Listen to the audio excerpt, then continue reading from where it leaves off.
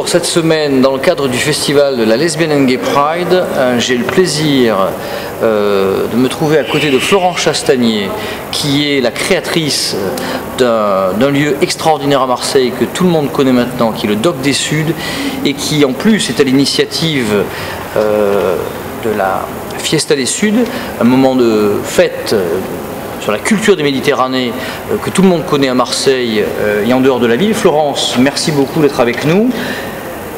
Je pense qu'il n'y avait pas d'autre lieu pour la Gay Pride. C'est clair, on l'a accueilli pendant des années. Après, il y a eu, bon, déjà on a eu l'incendie, donc il y a eu une année où on n'était pas tout à fait opérationnel. Et puis la Gay Pride est partie ailleurs. Et je dois dire que la Gay Pride revienne dans le Dock des Suds, pour moi c'était une évidence. Il n'y a pas d'autre lieu à Marseille qui pouvait recevoir une manifestation comme celle-là, qui défend en plus la diversité et l'égalité pour tous. Donc voilà, on est très content de vous récupérer.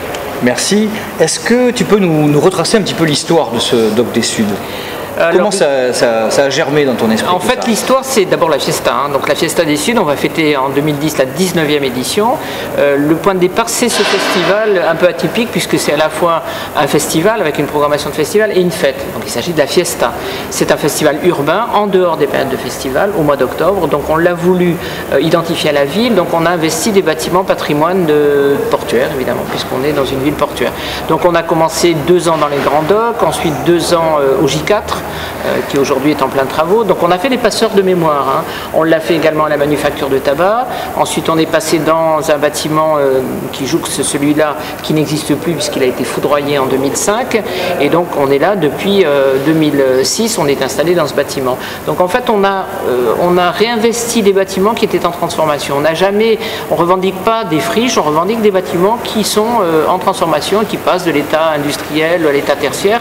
Et là on est installé de manière plus pérenne et effectivement on accompagne la transformation depuis cette activité plus industrielle à l'activité festive. C'est des choses qui existent ailleurs. À Paris il y a eu l'hôpital éphémère, donc je pense que permettre à tout le monde de rentrer dans ces bâtiments qui étaient fermés, qui étaient réservés à des travailleurs et réservés à une activité, leur permettre de s'approprier ces bâtiments, c'est une partie de notre succès.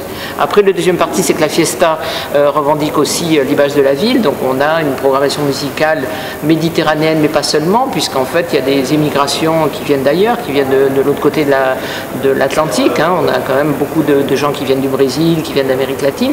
Donc en fait, la Fiesta elle ressemble à ça, c'est-à-dire qu'en fait, on a programmé donc des artistes qui trouvent des résonances dans la population. Évidemment en Méditerranée, en Arménie, en Afrique du Nord, dans le Moyen-Orient. Et chaque fois qu'on programme des artistes dans le cadre de la Fiesta ou à d'autres moments dans l'année, on a un public qui vient. Et ce qui nous plaît dans la Fiesta, c'est de mélanger les genres. C'est-à-dire que le même soir, on a une programmation d'Afrique du Nord, d'Afrique noire ou de Moyen-Orient. Et les gens se mélangent. La plus grosse réussite de la Fiesta, c'est ça. C'est le mélange des populations qui se côtoient, qui se frottent, ils découvrent d'autres musiques, et c'est ce qui est, à mon sens, la plus grosse réussite de la Fiesta et maintenant du Dock des Suds. Alors justement, cette Fiesta, elle a lieu bientôt. Je crois savoir que la programmation est bouclée. Est-ce que tu peux nous en dire 2 mots ? Oui, on va pouvoir avancer quelques noms, mais d'autant qu'il y a déjà des artistes qui sont en pré-vente. Tout n'est pas bouclé, et puis il y a les choses de dernière minute.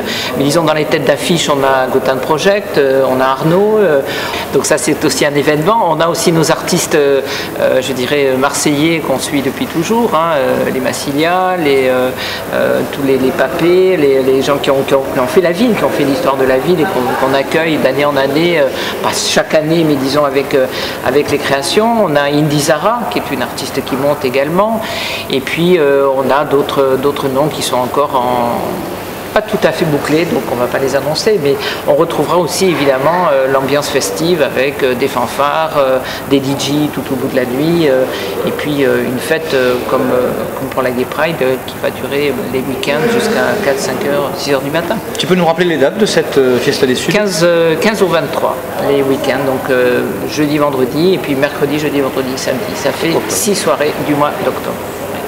Alors, on parlait de la Gay Pride tout à l'heure. On est évidemment, en tant qu'organisateur pour cette première Lesbian and Gay Pride à Marseille, le 10 juillet 2010, particulièrement fiers et heureux de revenir dans ce lieu, tu l'as dit tout à l'heure.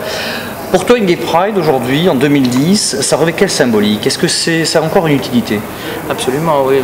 Je pense que, même peut-être plus aujourd'hui, il y a eu des moments de grandes revendications qui a un peu cassé tous les difficultés des homosexuels d'exister dans la société en France. On a pensé que les choses étaient acquises et puis je pense que non. Donc je pense qu'effectivement, et peut-être plus particulièrement en ce moment, avec ce qui se passe dans la gouvernance de cette France, je pense qu'il est indispensable d'établir des revendications, de descendre dans la rue et d'affirmer que la vie elle est faite de gens très différents, évidemment avec les lesbiennes et gay pride, mais également dans d'autres domaines. Je pense que je n'ai pas besoin d'être plus explicite avec ce qui se passe en France depuis quelques mois ou depuis quelques années. Donc je pense effectivement que la lesbienne et gay pride doit exister. Elle doit, à mon sens, s'ouvrir beaucoup plus que la partie. Elle a passé la partie revendicatrice et la partie violente qu'elle a été au début. Et moi je souhaite qu'à travers le Dog des Sud, on puisse toucher non pas seulement la communauté et les gens qui sont avertis, mais qu'on puisse finalement drainer le public du Dog des Sud et de la Fiesta dans ce lieu pour que justement ça devienne encore plus quelque chose de naturel et de festif et surtout d'ouvert sur la population, sur les gens qui ont envie de sortir et de faire la fête.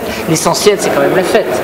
En tout cas, la soirée. Je ne parle pas de la manifestation, mais la soirée, pour moi, c'est quand même l'idée d'avoir de la musique, de se rencontrer et puis d'échanger et d'être bien ensemble. Tout à l'heure, tu disais une chose importante, c'est-à-dire que la Lesbian and Gay Pride, pendant longtemps, a été sur un champ de revendication assez violent, hein, oui. On le sait tous. Quel avenir tu lui vois, justement? Vers quel axe tu la vois s'orienter, ce défilé? Moi, je pense que de toute façon, il n'y a pas de fin. On ne peut pas imaginer un jour que la société soit harmonieuse, ça n'existe pas.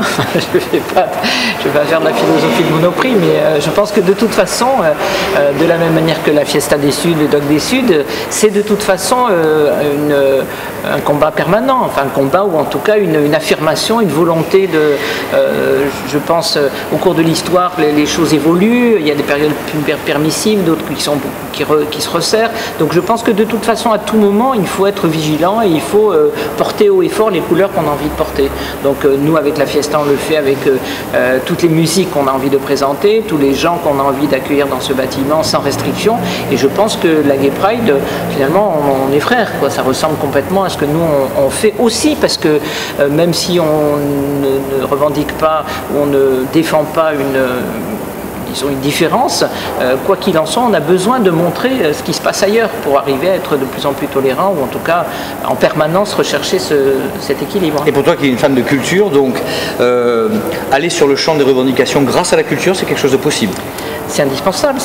Je pense que c'est fondamental. Alors il faut convaincre les gens, en tout cas les financeurs ou les gens qui veulent venir, que c'est fondamental, que c'est pas parce qu'on est en période de crise ou en période de difficulté qu'on n'a pas le droit à la culture. Au contraire, je pense que d'abord la culture est porteur de force économique.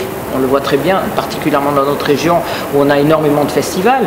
Je le disais il n'y a pas longtemps lors d'une réunion politique, on a plus d'emplois dans la culture que dans le BTP. Il y a 250 000 emplois dans la culture.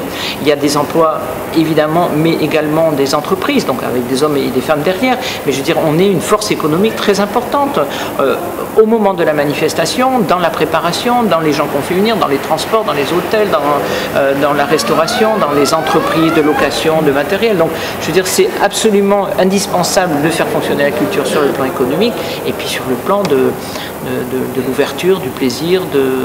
C'est quelque chose pour moi qui ne se discute pas, qui ne se négocie pas, qui fait partie de